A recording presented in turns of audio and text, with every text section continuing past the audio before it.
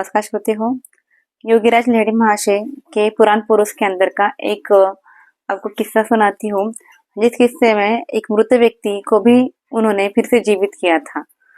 वो भी डायरेक्टली नहीं, इनडायरेक्टली, यानी उन्होंने जो ये साधन भेजा था उसके द्वारा ही वो मृत्युमुखी व्यक्ति फिर जीवित हो गया। तो उसके पहले एक बात बताती हूँ कि योगीराज जो रहते थे ना, वो हर बार गंगा के किनारे घूमते रहते थे। उधर बाजू में ही एक व्यक्ति का घर था, कृष्ण राम करके। उनके घर के पास जो भी जगह थी, वहां पे वो घूमते रहते थे, वहां बैठे रहते थे। वहां पे गीता का बहुत सारा संदेश वो एक दूसरे को, लोगों को देते थे। और 9 बजे से पहले अपने घर में, यानी अंधेरा होने से पहले ही घर में लौट जाते थे। तो इस तरह से डेली रूटीन में चलता था कि गंगा किनारे जाना और कृष्ण राम के पास जाके अपना प्रवचन या अपनी इंफॉर्मेशन लोगों को देना, गीता का संदेश लोगों तक पहुंचाना। तो गीता को बहुत यहाँ महत्व दिया है। वो बोलते थे कि गीता में जो भी बातें हैं ना, वो प्रैक्टिकल रूप में बताते थे, यानी जो हमारे शरीर के अंदर ही उसको आत्मसात करना। इस तरह से बहुत सारे बातें उन्होंने बताई है और लोगों का कल्याण किया है। वहां पे ही बहुत सारे लोग, यानी जो समझो एक घर है या हमको जहां तक दिखता है, उसके आगे भी दूर से भी अगर कोई, यानी दरवाजे के बाहर या हमारा वॉल है, वॉल के बाहर भी अगर कोई ने दूर से देख के नमस्कार किया, समझो उसके घर के बाहर, तो योगीराज देख के उनको नमस्कार करते थे। यानी उनको हम लोगों को दिखता नहीं था कि वो वॉल के बाहर कोई तो खड़ा है, मगर योगीराज की इतनी दृष्टि अच्छी थी कि वो बाहर के लोगों को भी देख सकते थे। यानी सोचो वो कितने दूर तक उनकी दृष्टि कटाक्ष थी कि बाहर के लोगों को, अब वॉल के बाहर, आगे पीछे, सब जगह पे।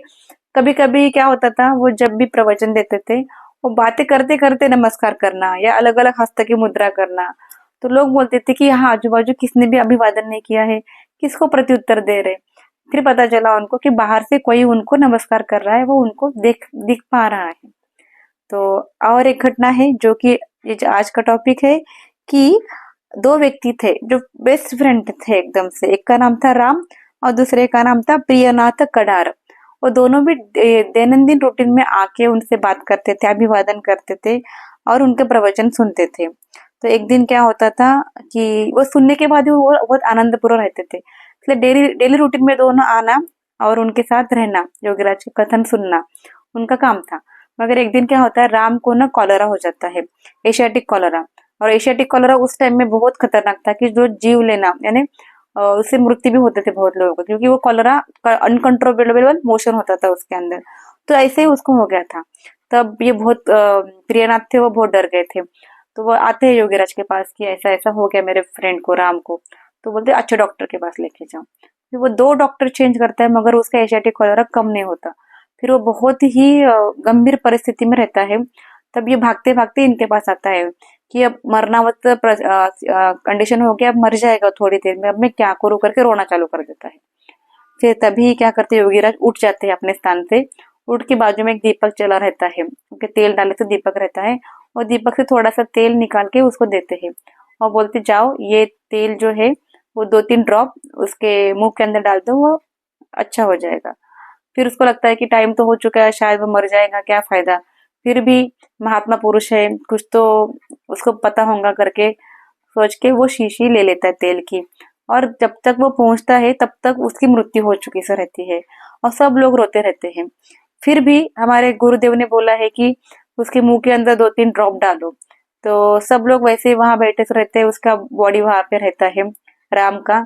तब वो मुंह खोलता है और 2-3 ड्रॉप वो ऑयल के डालता है, और सब लोग देखते रहते हैं।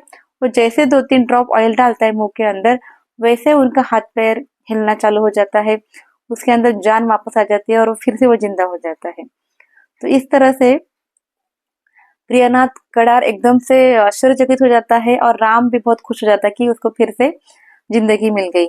और वही प्रियनाथ कडार जो है, वो आगे जाके परिवर्तित काल में उन्हीं का नाम है स्वामी युक्तेश्वर गिरी, जो कि परमहंस योगानंद जी के गुरु थे।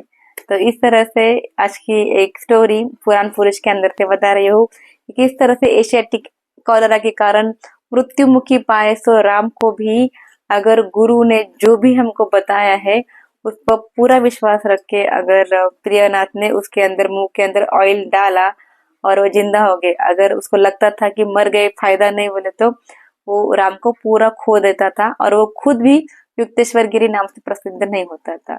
इस तरह आध्यात्मिक ऊर्जा और आध्यात्मिक गुरु हमको मिलना ये भी बहुत ही पुण्य का काम है। तो सोचिए, ऐसे गुरु हमको भी मिलना और हम लोग भी पुण्य काम करना, क्योंकि जितना हमारा पुण्य का घड़ा अच्छे से भर जाएगा ना, तो ही हमको गुरु भी मिलेगा। तो पुण्य करते जाइए, सबको हेल्प करते जाइए, जहाँ पे हमको जिंदगी लेके जाती है उसी दिशा में हमारी खुशी नहीं, हम जो सोचते हैं उससे ज्यादा हमारे लिए भगवान सोचता है। वही सोच के जो परिस्थिति हमारे सामने है उसको एक्सेप्ट करना है और वो पूरा मन लगा के करना है, तो ही हमको गुरु की प्राप्ति हो सकेगी और हम लोग भी एक अति उत्तम जिंदगी, आध्यात्मिक जिंदगी पे आगे जा सकेंगे। धन्यवाद। ऐसे जुड़ते रहिए, मिलते रहिए और कुछ सजेशन है तो ये बोलते रहिए। आपका दिन शुभ और मंगलमय हो।